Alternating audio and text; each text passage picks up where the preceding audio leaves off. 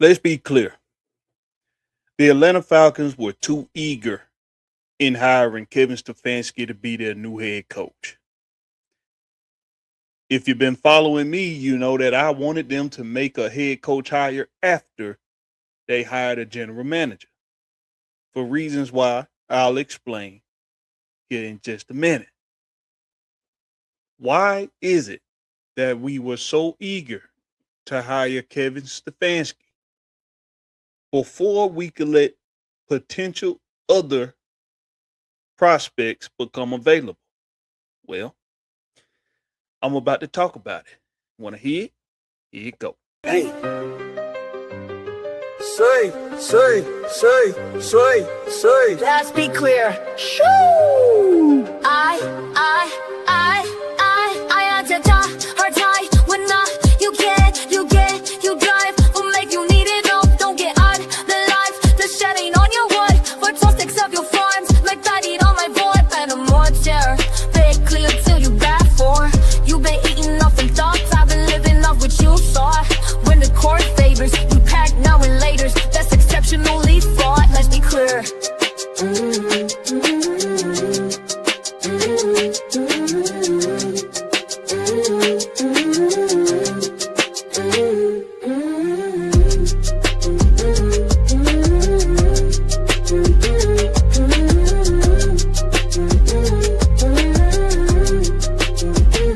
Let's be clear.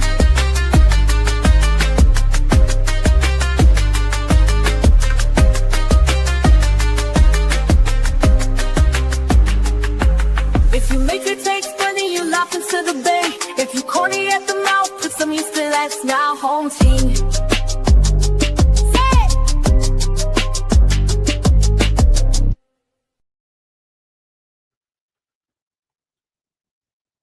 I've come across a quote that I think Arthur Blank and the rest of the Falcons front office, and that's including the newly acquired and appointed president of football, Matt Ryan, should really think about a quote from a famous philosopher, Ralph Waldo Emerson. He said, "Adopt the pace of nature. Her secret is patience." And Ralph Waldo Emerson's philosophy was that you could learn a lot about yourself and learn a lot about life when you adopt a lot of what nature has to offer when it comes to the stillness of nature, how things progress in a slower but fulfilling aspect. And it also brings me to another quote that I like to relate to quotes like this one, which is, "What's meant for you will not pass you." And when you're talking about things that money and people's particular points of interest, there's this eagerness to make things happen when you want them to happen. And a lot of billionaires, millionaires, wealthy people, the one percenters, the people that are well off, a lot of what they do is they develop this mindset of it's only going to happen if I make it happen. And that works for them for the majority of their careers. It works out for them for the majority of their livelihoods when, they take control. They're good at taking control of their lives by making things happen when they want them to happen. And even in the Word of God, even in the Bible, it says about stillness, how you get more wisdom and more answers from being still, allowing yourself to survey all of the environment around you and taking it all in. Understanding comes from stillness. And I don't say this in naiveness, right? I'm not naive. I know that there's time sensitive matters, especially when you're talking about, let's get this off here, especially when we're talking about the development of a team, when we're talking about um, the possibility of losing out on prospects you know hirings, whatever the case is. I'm fully aware that there's a time limit on getting things done, of course. But in this situation that the Falcons found themselves in after the firing of Raheem Morris and Terry Fontenot, is that you had two very important positions in your franchise open up simultaneously at your hand. And the most important thing you could have done is to be an example of stillness, be an example of patience. Why? Because a lot of a good handful of prospects that could replace the general manager and the head coach were playing in this postseason for the in the NFL. So what do? You see, you have to weigh the scales, right? You have to weigh the scales of who's available and who's potentially available. And going into the semi conference finals week of the playoffs, one of the one of the prospects for the Seattle Seahawks is the offensive coordinator Clint Kubiak, who, mind you, right after the Kevin Stefanski hire, in that very next game that they played, they routed the San Francisco 49ers. A division opponent, by the way, so they know them very well. But nonetheless, Clint Kubiak was a detrimental part of that rout of the San Francisco 49ers.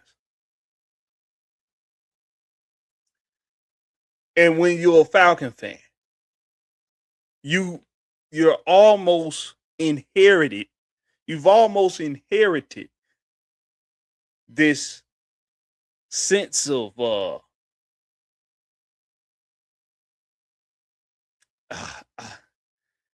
we've developed this sense of regret with the Falcons. Like as soon as the Kevin Stefanski hire happened,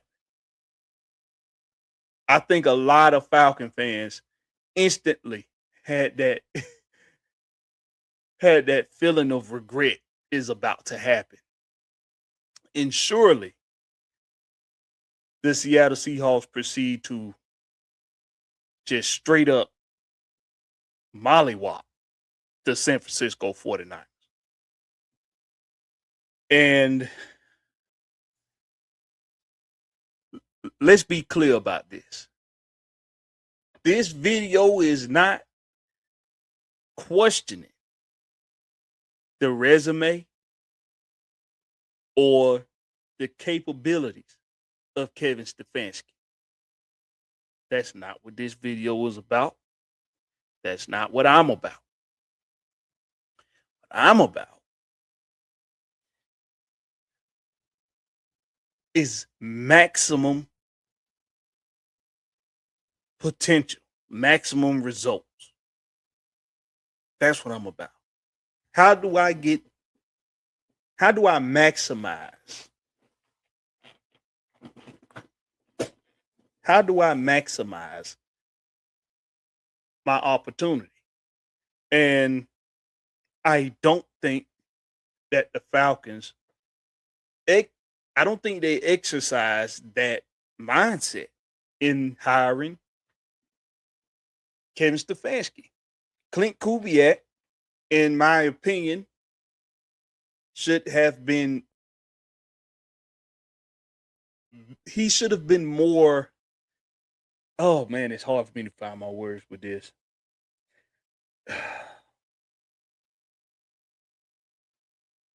The Falcons should have had him in mind more during this search for a GM and a head coach.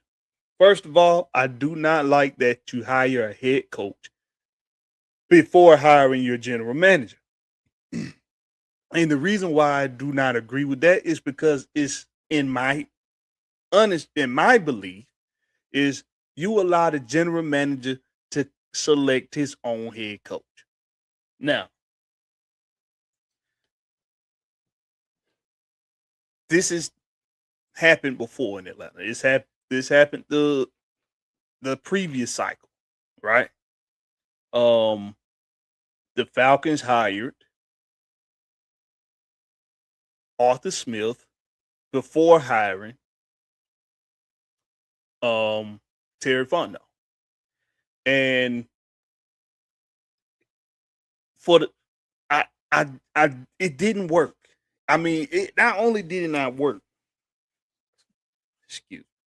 not only did it not work, but it was borderline embarrassing to have all of this talent, especially this most recent season. You got all of this talent on both sides of the ball, on defense and offense. Special teams was a shit show. We ain't gonna talk about special teams. But on the offensive side and defensive side of the ball, you got all of this uber talent, man. I mean, one of the most stacked rosters in the league, and they're not, and they barely get the recognition that they deserve because you were so bad as a collective of a team. You talk about missing the buck, right? The Falcons had all of the potential in the world to be able to beat anybody and everybody. They literally have wins over the Los Angeles Rams, who are just tonight advanced to the NFC Conference Finals. They had a win over the Buffalo Bills, who just got put out of the playoffs by the Denver Broncos. It's not like, and I mean, they split with Tampa in their division. It's just mind blowing to me that you had all of this talent, but you could not put it together. Well, you fired a head coach, you fired a general manager, but you repeat the same cycle all over again with hiring a head coach before you hired a GM, eager to get the head coach position filled before the GM position. And the reason for that in Atlanta is because the general manager's role in Atlanta is not to have control, over running the program. That's not the GM's role in Atlanta. There previously was not a president of football operations. There was none of that. Now, after an abysmal season, you have, well, abysmal might be too strong of a word. They finished 8-9. But I mean, a disappointing season.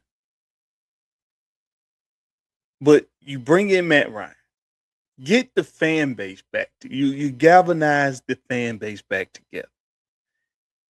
Everybody that supported Matt Ryan and loved him as the quarterback for the Falcons, everybody that didn't necessarily feel that way when he was the quarterback for the Falcons, but soon after his departure realized that the grass was not green on the other side.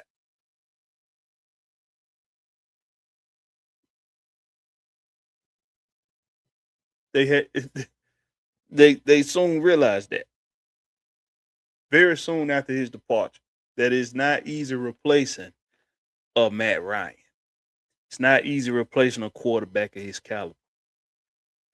Um, all of those fans galvanized together, thinking that things are going to change in Atlanta. And I voiced my opinion on it after hearing the structure of the front office and how the hierarchy works. Who answers to who? Who's going to be in charge of what? It just sounded like they were going to do the exact same thing that they had been doing here in Atlanta. That did not work. The only difference is now you've included another role in the front office, which is president of football. You hire Matt Ryan, somebody with no front office experience, somebody with no experience in no executive experience to be the president of football, this newly appointed position in the front office. And then it's explained to everyone by Matt Ryan and by Arthur Blank that the general manager's job is going to be what it was before here in Atlanta.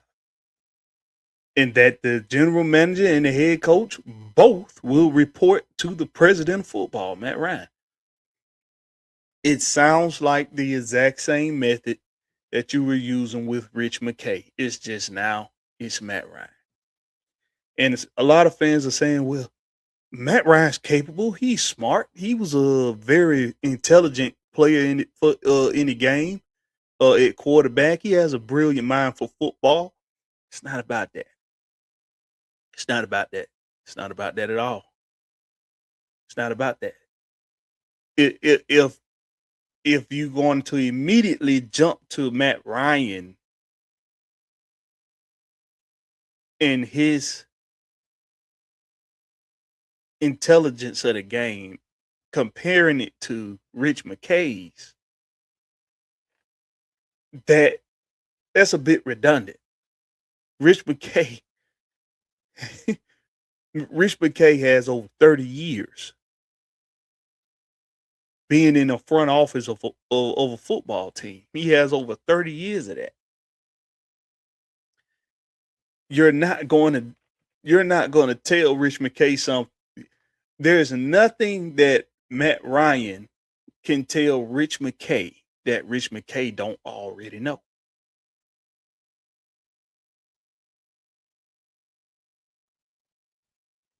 Nothing. Now, if you want to say, well, Rich McKay, Matt Ryan definitely know more about football than Rich McKay. He played quarterback and he was a quarterback for the Falcons for 14 years and he's a MVP and been to a Super Bowl. Rich McKay ain't did that. You talking about on the field stuff. You talking about on the grass. You talking about how to make certain throws and make certain placements on the throws, how much power to use on the throws, how much power not to use on throws. You talking about knowing when to audible and reading defenses. You think an executive office position needs to know those things? No. Nah. Now, if you talking ball, if you talking X's and O's, then Matt Ryan's your guy. But he's the president of football. It's not his job now to do X's and O's. It's not his job to do that now. Now it's his job to know how to find the right people to put in position to make the team successful without him implementing himself into their systems. I think that's something important for fans to decipher. Matt Ryan is not implementing a system anymore. Well, he never has. but he's not implementing a system here. He isn't hiring coaches and saying, this is what I want you to do, X's and O's, Y. Go out there and do it. He's not doing that. He can't do that. Nobody's going to sign up for that but an amateur. And you surely don't want amateurs in here, because now it's just a puppet show. So for all of you who think that Matt Ryan is going to come in here and he's running things, okay, he's running things from a certain chair. He's not running things from a director's chair. He's running things from a producer's chair. See, producers don't put everybody where they're supposed to be after the director. The director puts everyone where they're supposed to be. That's supposed to be your GM. Your GM is supposed to be your director, in my opinion. That's your director. I don't understand this. I don't understand this method that the Falcons continue to use when it's failed. When it's failed horribly. It's blown up in their face, and they continue to go back to it. Let's be clear about something. When Arthur Smith was hired before Raheem Morris, it put up so many red flags to fans. Nobody understood it. But because Arthur Smith was the hottest name on the market for head coach, ZRG, which was the what do you call it? One of those companies. They were at the firm. No, it was ZRG. Something in Ferry. It was something in Ferry. It wasn't Sportology, but the consulting firm. Something in Ferry. Can't remember the first name, but it was something in Ferry. And they suggested for Arthur Blank to hire Arthur Smith. They did something that most teams would have done, which was hire the hottest name out there, the hottest prospect out there for head coach, which was Arthur Smith at the time. We were eager to do that before hiring Terry Fontenot to be general manager. It didn't come out till years later, that Terry Fontenot's job didn't consist, of him making coaching hire decisions, and that wasn't part of his job. And this was explained to us by management and ownership, Rich McKay and Arthur Blank, that wasn't his job. And then some of us made sense of it as, okay, well, Terry Fontenot, he was assistant GM in New Orleans. Maybe they wanted to bring him along slowly, not put too much on his plate, let him do what he was good at, which was the scouting part, finding the talent, getting in the necessary pieces in here to make this a competitive roster. We think he did a good job of that for the most part. Okay, so what's the reason this time? Arthur Smith was a first-time head coach. This time, you've hired Kevin Stefanski, somebody who has plenty of head coaching experience with the Cleveland Browns, a losing record in Cleveland. But if you look at the context, dealt with a lot of injuries, dealt with controversy in the quarterback room, whether it was due to his own hand or not, who knows. Who knows? Really, for sure, it'll come out at some point, I'm sure. But it's the Cleveland Browns. They're a dumpster fire organization in most people's eyes. You can't argue the history. You can't argue the facts. But he did have a hand in developing the Minnesota Vikings offense when Kirk Cousins was first there in 2018 and 2019. He was the quarterback coach in 2018. He was the offensive coordinator in 2019. That was Kirk Cousins' first MVP season. I mean, not MVP, sorry. That was his first Pro Bowl season for the Vikings in 2019. He made the Pro Bowl with Washington one season. The first season he made the Pro Bowl was 2019 with the Vikings was 2019 when Kevin Stefanski was the offensive coordinator for the Minnesota Vikings. And that was before Justin Jefferson got there. Justin Jefferson was drafted in 2020. So that's saying something, right? Okay. He has this experience. So why wasn't a general manager hired first?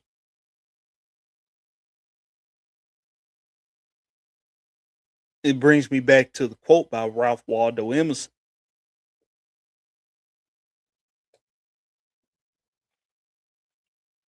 And the reason why a lot of people don't adopt that mindset of being still first and letting things transpire or letting doors open that are currently closed as things transpire, as events occur. I think the reason why some people, and in this case, Arthur Blank and the Falcons and Matt Ryan, the reason why they didn't do that was fear of missing out on something. Because top three prospects were John Harbaugh, Clint Kubiak, and Kevin Stefanski. Those were the top three names that were circulating on the NFL's in football for the top, prospects for head coach. And the Falcons were labeled one, if not the second best coaching and opportunity to come available for this offseason. The Giants was what a lot of people would say because of their market. They're a bigger market than Atlanta for football, for sports. The New York is a bigger market. So, a lot of people saying that was the best opportunity out there. But when you looked at the rosters, when you look at the teams, you're inheriting a very good roster here in Atlanta. And that's why a lot of people took, excuse me, that's why a lot of people looked at Atlanta as the hottest, coaching position that was open. And you got John Harbaugh, you got Clint Kubiak, and you got Kevin Stefanski, the three names that are circulating more than any other name that's going to be available to be coaches. For Clint Kubiak, it was potentially available because he's still playing in the postseason. He's still coaching in the postseason. So no one can talk to him. You can't interview with him. You can't do anything. Kevin Stefanski, of course, the Browns not playing in the postseason, of course. So they interview him twice. John Harbaugh goes to New York for an interview and does an interview with anybody else. He goes with his very first option. It didn't take him long at all. It took him less than 24 hours to decide that he wanted to coach in New York. So he coaches in New York. He signs a 5-year deal in New York, $100 million contract for 5 years. And the Falcons must have had some kind of intel that, and I'm hoping this is the case. I'm hoping they had some sort of intel that Clint Kubiak wouldn't be interested in Atlanta if Seattle was to get put out of the playoffs. Uh, and of course, this was prior to the 49ers game. He must have had some sort of intel that he wasn't interested in Atlanta. That's the only thing I could think of. Um, it's either that or the fear of losing out on an opportunity. And I think they felt like if they waited, they would have lost out on the opportunity to have one of the top three candidates for head coach, because the Tennessee Titans were also interested in Kevin Stefanski, and um, you know, Miami might have been interested in him as well. Mike McDaniels has been relieved of his duties, so maybe the Dolphins were interested in Kevin Stefanski. Tennessee was probably interested in Kevin Stefanski. Miami is, they're an interesting option just based off of their location alone, to be honest with you. Um, so, I think it was the fear of missing out that the Falcons' eagerness pushed them to hire Kevin Stefanski. But I wish they would have waited. I wish they would have waited. The reason why I wish they would have waited, not, and this is the thing. For me, if it's Kevin Stefanski, if it's Clint Kubiak, it doesn't matter to me. If it was John Harbaugh, it doesn't matter to me. I don't care. What matters to me is the process. That's what matters to me. What matters to me is, what process did you take? Did you take a process of maximum potential, of maximum results, of maximum opportunity? Or did you take the process of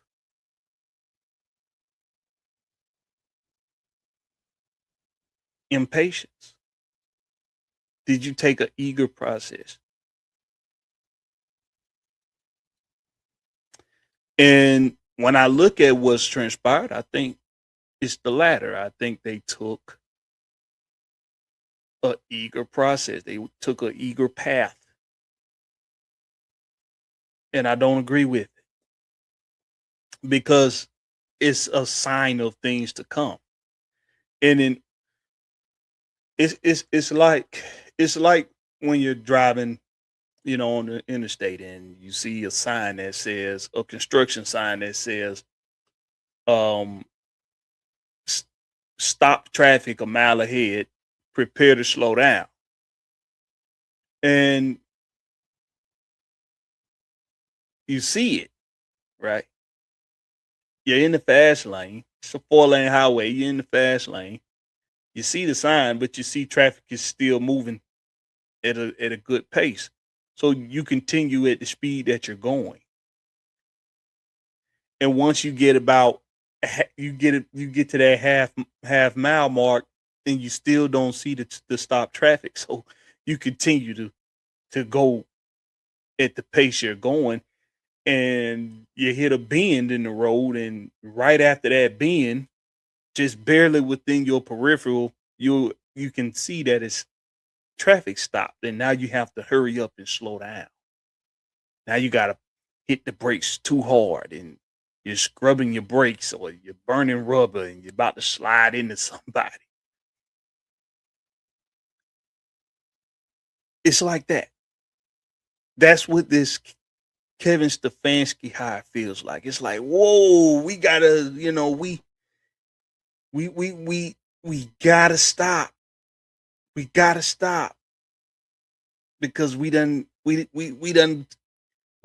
to a point to where we we didn't give ourselves an out. We didn't give ourselves, you know, the maximum opportunity to be able to do something beneficial. And if you wait, what are some outcomes that can happen if you wait? Well, if you wait, maybe Tennessee or Miami hires Kevin Stefanski, and you miss out on Kevin Stefanski. And the Seattle Seahawks, they go on to do whatever they do from here on out, whether it's win or lose. And Clint Kubiak Clint Kubiak starts getting interviewed for head coaching opportunities, and he doesn't choose Atlanta. Okay. Well, in that meantime, you could have been hiring your general manager, and you could have been entrusting to your general manager that, okay, the top 3 prospects are not on the table anymore. Maybe we are going to have to go with Antonio Pierce. Maybe we're going to have to go with one of these other guys. And you let the GM do what the GM's job is to do. And that's to go get a head coach. Somebody that's going to fit the vision and the direction that you're trying to go as a team. Okay, so you missed out on getting Kevin Stefanski, but you were giving yourself the chance to get Clint Kubiak. You were giving yourself the chance to do that. Why? Because Clint Kubiak may not have head coaching experience, but if it all depends on what's agreed upon for the hire. Are you going to come in and call your own plays? Is Kevin Stefanski coming in and calling his own offense? Because if he is, that could have been Clint Kubiak. Are you giving Kevin Stefanski complete control over personnel, over staffing? Because if so, that could have been Clint Kubiak. Clint Kubiak probably would have kept Jeff Oberg around too. He saw what this defense was capable of doing. Why would you disrupt that? Why would you disrupt the development of James Pierce Jr. and Jalen Walker and Xavier Watts and Billy Bowman Jr.? Why would you disrupt the development of that? Why would you disrupt the development of these young guys on the offensive line like Rucororo and Brandon Dorless? Why would you disrupt that? I don't think he would. I don't think he would. You got a defense that just needed an offense to complement you. Clint Kubiak could have gave you that offense. Look at the talent that he's inherited. You could have painted a very vivid, colorful, and attractive picture for Clint Kubiak if you would have gave yourself the time. I do think that Clint Kubiak could have done wonders with this offense, with this team. Do I think that he's a better coach than Kevin Stefanski? I don't know. But that's the whole point. The whole point is if you miss out on Kevin Stefanski, so what? Maybe that just means he wasn't meant for you as a franchise. You're giving yourself maximum opportunity to get the best option. You're waiting for all of the opportunities to open up and present themselves. You did not do that. We didn't do that. We didn't give ourselves opportunities for other doors to open. We didn't give ourselves opportunities for maximum results. So the fear of missing out just smoked us. And let's be clear about this. If you wait, if you continue the search process, waiting on the Clint Kubiak opportunity to present itself, and you miss out on Kevin Stefanski, you don't really miss out on much anyway. It's not like it's not like he just hired the coach, the recent, the most current coach of the year. He's been coach of the year twice, in 2020 and 2023. But here we are, the start of 2026, and he's being relieved. He's been relieved of his duties in Cleveland. A lot of people want to speculate why. Well, it's because of the turmoil and it's because of the drama with the quarterback situation and all of the injuries, and he didn't handle it well. Well, why you want to hire somebody that couldn't handle adversity well? I want to hire somebody that looks like they can handle adversity well, either based off of them already doing it one time before, or based off of what they've already put together and been successful with. Clint Kubiak is running the offense with Sam Darnold that looks damn near unstoppable. No 5-star names at receiver, no 5-star names at running back, no 5-star names in the offensive line.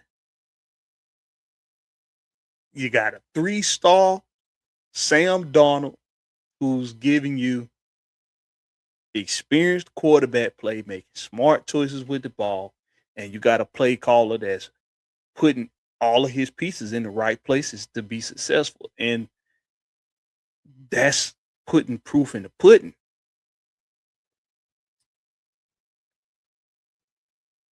Some things, let's be clear about this. Some things that's going to come into light here real soon is the motive of hiring Kevin Stefanski. Was he hired because he already has a rapport with Kirk Cousins and they already know what to expect from one another? So the offense is expected to run a lot smoother, to be a lot more productive, to be a lot more consistent, because you got a coach and a experienced veteran quarterback that understand each other already, that know exactly what to expect out of one another. But if Kirk Cousins isn't going to be your quarterback, if you if Kirk Cousins waives his no trade clause and you trade Kirk Cousins, then that motive is out the window, right? So what sense did we just make of hiring Kevin Stefanski? The only sense you can make of it is that he and Kirk Cousins' relationship working with one another in Minnesota is going to strengthen the production of this offense. But we're only going to really know. We're only going to really know once we know the fate of Kirk Cousins in Atlanta. His contract has been restructured. It looks as though it's a way to get him moved off of the books. But I don't see anybody taking on that damn contract that second year with $70-some million coming to Kirk Cousins in that second year. I don't see nobody taking that on. I don't see nobody taking that on. Excuse me. It only makes sense that that's what you're banking on with this hire. Kirk Cousins, Kevin Stefanski's relationship. He had a Pro Bowl. He had his first Pro Bowl season in Minnesota with Kevin Stefanski as his play caller. He was his quarterback coach in 2018. He went to the Pro Bowl in 2019. I don't know which one I just said, but it's time for me to wrap this up. I need to close my eyes before I go hit the block.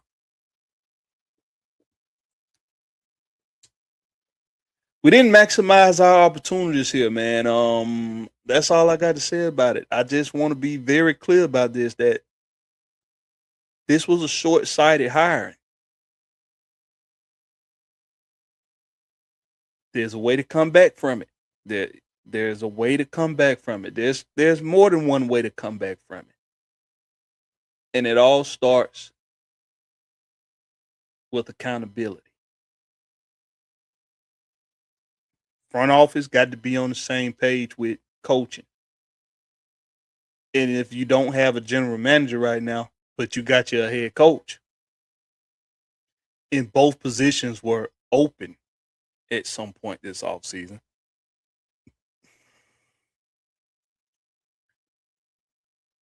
being on the same page comes more as a task than as something that comes naturally. With that being said, this been the home team with Blakberry. This been Let's Be Clear. Y'all make sure y'all hit all those buttons, like and subscribe, and tune in tomorrow for when we do a live fan speak where we drop the link so that fans can speak, voice their opinions on the latest current events of what's going on in Atlanta sports, more specifically right now, the Atlanta Falcons. With that being said, y'all make it do what it do. I'm Blakberry. That's Blakberry, no C, just a K. Catch me on the flip side. Peace. Hey. Say. Let's be clear. Shoo! I